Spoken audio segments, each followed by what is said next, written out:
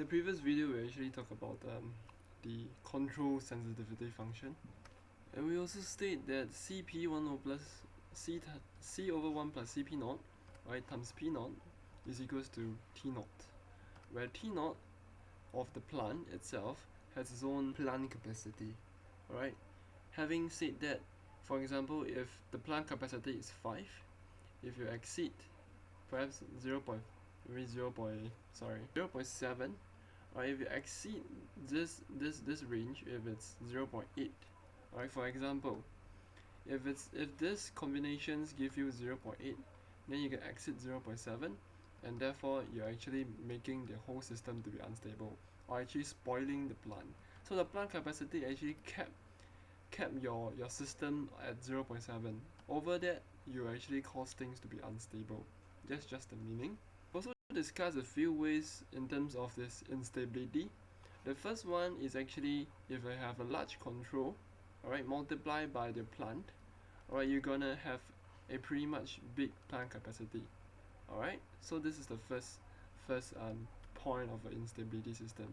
So therefore you need to reduce the controller gain. Alright, next is the equation of Cp naught. Alright, the Cp naught, if you remember, 1 plus Cp naught is actually this distance. If your Cp naught loop gain is so huge that you actually move over here, alright, this distance will be very small. And when this distance will be very small, C divided by a very small number will give you a very big number. Alright, and therefore this will also increase your plant increase the instability, so you're going towards instability. Further up, if you increase more than this value, for example, this example only, if you increase more than this, then this is considered unstable. Alright, alternative explanation for stability also is that we can actually break this down into C times 1 plus Cp naught. Alright, where this is actually the sensitivity function, with understanding that it is a high pass system. Alright, and therefore in a high pass system, if you're going to operate your system over here, omega, which is a low frequency, this means that your S is going to be decreased.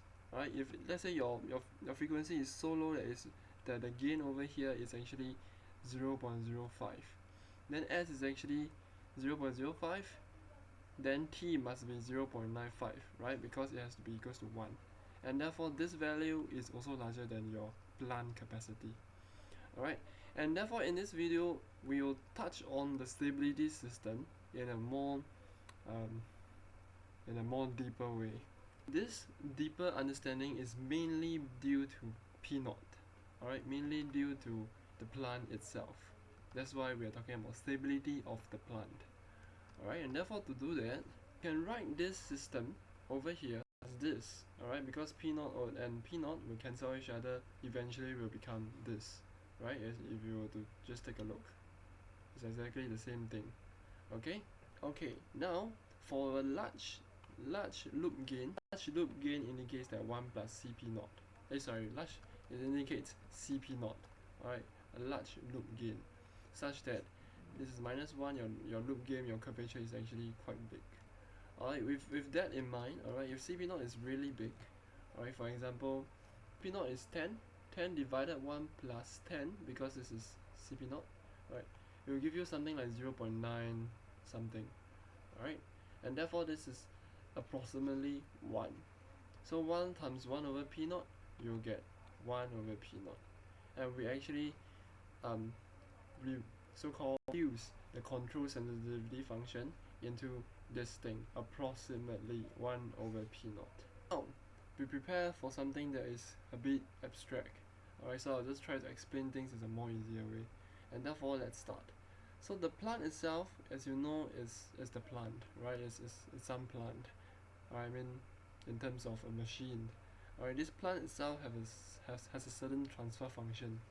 Alright, you get what I mean? This is the plant that I'm talking about. Alright, so the plant itself has a certain transfer function within it, right? In terms of the block. 1 over P naught is simply flipping, right? It's simply flipping the both sides. So I have the numerator become the denominator, and the numerator become the I think you get what I mean. If you plot in the frequency and a gain system domain, alright, meaning in the both plot to a certain extent, alright, this is to be your bandwidth, and therefore this system reflect somewhat of your bandwidth. Okay, over here, for example. Alright, so far so good. Do please take note that this transfer function over here, alright, this transfer function over here is an open loop system. Open loop, alright? And when you close loop, this will be your response. Alright, please remember this thing. This is very, very important because later on things will get a little bit more hairier. Alright, and because this is open loop, alright, if you were to plot in the S domain, if you still remember, there's poles, and in fact we have 3 poles. Alright, so these 3 poles are over here. And in the open loop domain, it is stable. Alright, and perhaps in the closed loop domain, it is still stable, maybe it's shifted. Alright, this 3 poles actually shifted. Maybe over here. We are still stable. Alright, and therefore the bandwidth itself is over here. Alright, and we don't know what the hell am I talking, so later on you will know what I mean. Now, a long time past, maybe a few months, alright, your transfer function actually changed, right? Because the plant itself, due to wear and tear, alright, it actually changes. And when this changes, this zeros may be over here, negative. This may be negative also, right? Maybe this also become negative, alright. So in other words, S domain, alright, where this is the right half plane, this is the left half plane. You still remember just now what I've been doing. Just now is over here, right? Now it becomes here, alright. But this is the open loop system. As I say, I stress very, very urgently is that the open loop system, you can allow your poles and zeros to be here. Alright, this is the Nyquist stability criterion. You can allow it to be happening over here for open loop only. But if you were to close loop, same S domain, if you close loop, alright, your poles, make sure your zeros, ensure that your zeros actually move over here. Alright, your poles can be here, it's okay. Alright, later, because of the Nyquist stability criterion, if you know that is equals to m plus p. Alright, so mostly it's talking about the zeros actually. If it was zeros, there is more than one number of zero in the right half plane, alright, of the closed loop system. Alright, this means that the whole thing is unstable. So we have to ensure that our closed loop system over here is that there is no zeros in the right half plane. Alright, so therefore this is very important understanding. Okay, however, in such of the case that happen, although you open, this is open loop zeros, right? Open loop zeros, when you close loop, the zeros actually move to a safer place. There is no zeros in the right half plane. There is no zeros in the right half plane, and therefore we can still consider the things as stable. But however, alright, you actually moved your bandwidth over here. Okay, and you may wonder, then what is it all about then? How does this link to stability? Correct?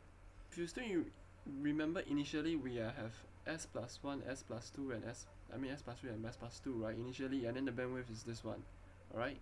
Initially we have this one over here, and so therefore we input a certain input frequency, right? Input a certain input frequency that operates somewhere over here, alright? That operates somewhere over here.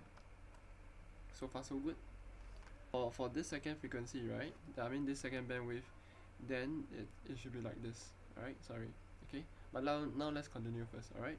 So at this particular case, your first running frequency is this thing over here. So you always run at this particular point. Very happy, alright? But however, as time goes by, as we said, this one becomes negative. It becomes all negative, and actually but still stable when you close loop. They are still in the left half plane. They're all still here, still stable, alright? But you input the same frequency. So as you can see, where after the wear and tear, your bandwidth is already over here. Alright, maybe I'll zoom in. Your bandwidth is already over here. So if you still operate your system with this frequency, then this means you are going to be unstable, because there will be a very, very large. So because this is a large value, right? This whole thing is the largest value. So if you're operating in this manner, then this means that you have a very high T0. Okay? So therefore you'll cause the plant to fail to a certain extent. Or in other words, P0. or whatsoever. Okay, but anyway, if such a case that happens, as you can see, if you all still operate in the same frequency, your bandwidth may not be able to take it, and therefore it fails. Alright, and therefore this touches on a very deep understanding on the stability, because it talks about dynamics. Alright, when time goes by, the plant changes across time. Alright, this particular plant that changes over time, and this is the understanding. Hence, this explains why unstable open loop plant zeros limit the closed loop bandwidth. Alright, because all the zeros over here, alright, right now, is actually in the right half plane. Alright, so the right half plane actually causes your bandwidth to shift to a nearer towards the origin. This means that your operating frequency actually reduced. Alright, you can only operate with a lesser frequency, or operating in a less range of frequency. Alright, less range of frequency. As this occurrence, this is why she wrote to write this. Alright, meaning the frequency, the frequency over here is in between 0, which is the origin, and the beta, your most bandwidth, and this bandwidth is determined by the smallest right half plane's 0. Alright, so for example, if it's s plus 1, s plus 3, s minus 3, for example, this means that, okay, what do I mean? Hold on. For example, let's plot this one. S plus 1, the zeros is over here, right? Minus 1. Alright, and the s minus 3, this means that the 0 is over here, 3. The smallest right half plane plant 0 is actually talking about whatever thing that is within this right half plane first, and then with the smallest value will be the one that determines your bandwidth. If you ask me how to determine, I also don't know. Okay, but this is just the concept of the understanding of how this actually works and how this range. Alright, and I highly suggest that you take down, because I think exams may come out. Okay, lastly, if you take a look 1 over p naught, if this is approximately equals to your SU, alright, your control sensitivity function, alright, that is actually related to your t naught. Alright, so okay, anyway, so therefore, since this one is approximately 1 over p, I think this should be 1 over p, not 1 over p naught, because the reason why I write 1 over p naught over here is because at first initially was p naught, and as time goes by it becomes p. Alright, so 1 divided by p times p naught is actually p naught over p at time 1 divided by the transfer function at maybe time 10, something of that meaning. Alright, so this ratio gives you the outcome of this plant capacity. So if this p, right, becomes such of a big number, alright, or perhaps near to p naught, right, and therefore this plant capacity will be exceeded. For example, if p naught is equals to 8, then p is equals to 7, then maybe it's 9, so 8 divided by 9 is equals to 0.8. Alright, and therefore this will exceed the plant capacity. Alright, and therefore this isn't a very good one, and therefore you can state that it's unstable. What I just want to convey most importantly is this understanding of the frequency thing, alright, and the range that I'm talking about.